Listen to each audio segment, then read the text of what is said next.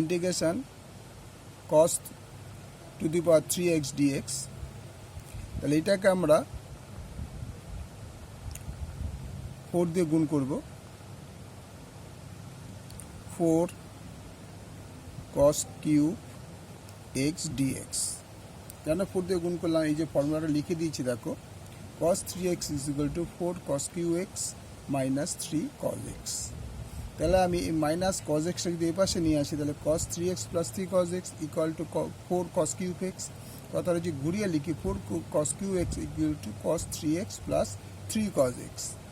সেই জন্য আমরা এই ফর্মুলাটা আমরা জানি বলেই এটাকে 4 দিয়ে, এখানেও 4 দিয়ে গুণ করলাম, এখানে 1/4 দিয়ে গুণ করলাম। তাহলে কি এটা কেটে যায়, তার মানে cos কিউব xই থাকে। তা তোমাদের বোঝানোর জন্য এটা হচ্ছে জাস্ট সূত্রটা, এটা জাস্ট তোমাদের সূত্রটা বোঝানোর জন্য।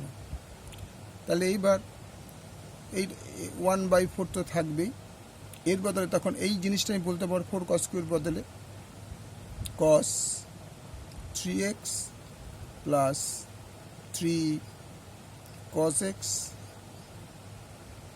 dx। তাহলে 1/4 ইন্টিগ্রেশন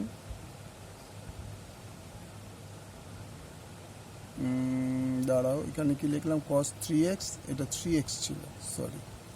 তাহলে cos 3x dx plus 1/4 integration 3 cos x dx।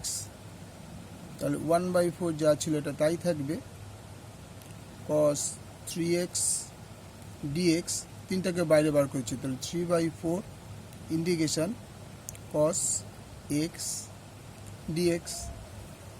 তাহলে এবার cos 3x আর cos x এই দুটো ফর্মুলা কি হবে বলো?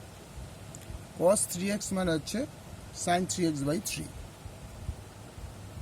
sin 3x/3 plus 3/4 cos x integration হবে sin x plus c। Answer হয়ে গেল sin 3x/12 plus 3 sin x/4 plus c। Answer আশা করি বুঝে গেলে।